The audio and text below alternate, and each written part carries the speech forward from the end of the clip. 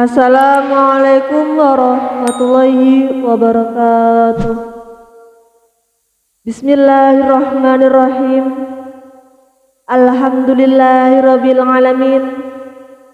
Wassalatu wassalamu ala asrofil anbiya'i wal mursalin Sayyidina Muhammadin wa ala alihi wa sahbihi ajmain. Amma ba'du.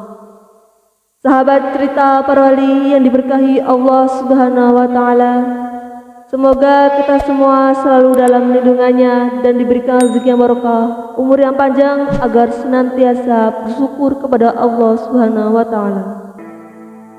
Amin ya rabbal alamin. Kali ini saya akan berkisah tentang 5 kisah Nabi yang terjadi di bulan Muharram. Bahwa dari 12 kalender Hijriah ada 4 bulan yang disucikan dan dimuliakan oleh Allah Subhanahu wa taala, yaitu Rajab, Sya'ban, Ramadan, dan Muharram. Muharram adalah salah satu dari 4 bulan yang istimewa karena banyak peristiwa besar yang terjadi di bulan Muharram. Hampir semua nabi dan rasul berkaitan dengan bulan Muharram ini. Berikut 5 kisah nabi yang berkaitan dengan Muharram. Yang pertama, taubat Nabi Adam.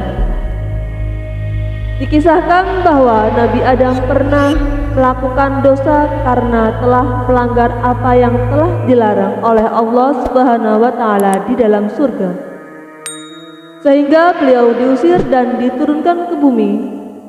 Menyadari hal itu, Nabi Adam kemudian bersujud kepada Allah Subhanahu wa taala selama 40 hari.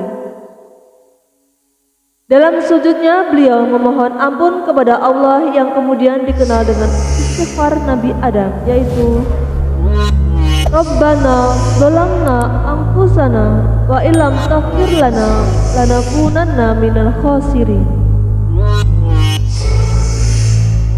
Artinya, ya Tuhan kami telah menganiaya diri kami sendiri, dan jika Engkau tidak mengampuni kami serta memberi rahmat kepada kami, niscaya kami termasuk orang-orang yang merugi.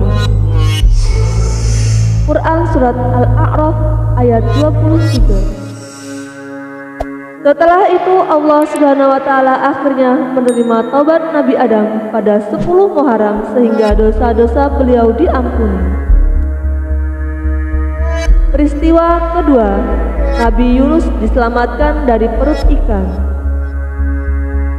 Saat Nabi Yunus dibantah oleh kaumnya dan dipertanyakan keyakinannya, beliau sempat meragukan janji Tuhan.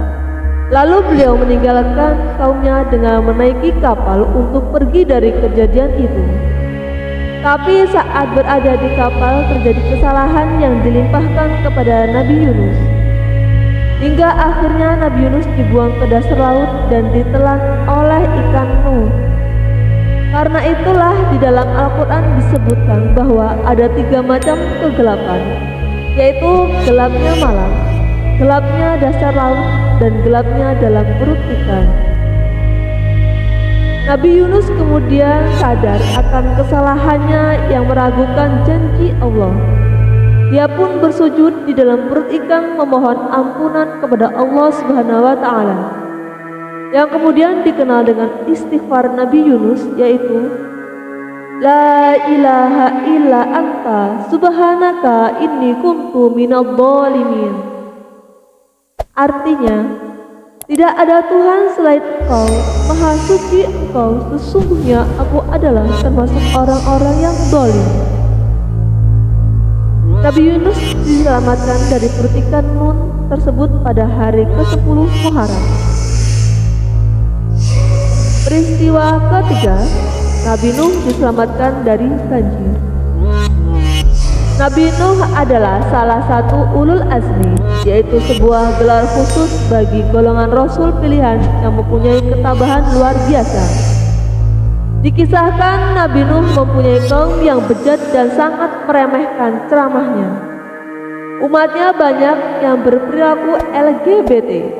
Akhirnya beliau memohon kepada Allah untuk menghancurkan kaumnya yang tidak beriman.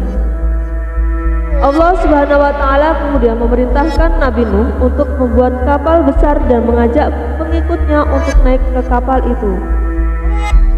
Nuh juga membawa sepasang hewan dari segala jenisnya ke atas kapalnya. Saat Allah mendatangkan banjir besar, maka hanya pengikut Nabi Nuhlah yang selamat. Diselamatkannya Nabi Nuh dari bahtera banjir yang luar biasa itu terjadi pada hari ke-10 Muharram. Peristiwa keempat, Nabi Ibrahim selamat dari pembakaran Raja Namrud. Qulna ya naru kuni bardan wa salaman ala Ibrahim. Artinya, kami Allah berfirman, wahai api, jadilah kamu dingin dan penyelamat bagi Ibrahim. Kisah ini sangat terkenal. Dikisahkan bahwa saat Raja Namrud kembali pulang dari ibadahnya, dia mendapati patung-patungnya yang rusak dan menyalahkan Nabi Ibrahim. Karena saat itu hanya Nabi Ibrahim kecil yang tidak ikut dalam penyembahannya. Nabi Ibrahim tidak mengaku dan mengatakan kepada Namrud bahwa patung yang paling besarlah yang memegal semua kepala patung-patung kecil itu. Raja Namrud kemudian murka karena berdebat dengan Nabi Ibrahim dan kemudian membakarnya di kobaran api yang luar biasa dan disaksikan oleh rakyat Raja Namrud. Namun tubuh Nabi Ibrahim tidak terbakar. Allah Subhanahu wa Ta'ala menyelamatkan Nabi Ibrahim dari pembakaran Raja Namrud ini pada hari ke-10 Muharram. Peristiwa kelima, Nabi Musa selamat dari kejaran Fir'aun. Saat Nabi Musa dikejar Raja Fir'aun hingga ke tepi pantai, turunlah perintah Allah Subhanahu wa Ta'ala kepada Nabi Musa untuk membelah lautan dengan pemukulan tongkatnya. Setelah membelah lautan, Nabi Musa dan kaumnya pun bisa menyeberangi lautan hingga ke ujung seberang. Lalu Allah memerintahkan lagi kepada Nabi Musa untuk memukul tongkatnya agar jalan yang telah dilewati tertutup lagi seperti semula. Sementara pada saat itu Fir'aun dan kaumnya sudah sampai ke tengah jalan yang dibelah Nabi Musa. Wallahu a'lam bishawab. Wassalamualaikum warahmatullahi wabarakatuh.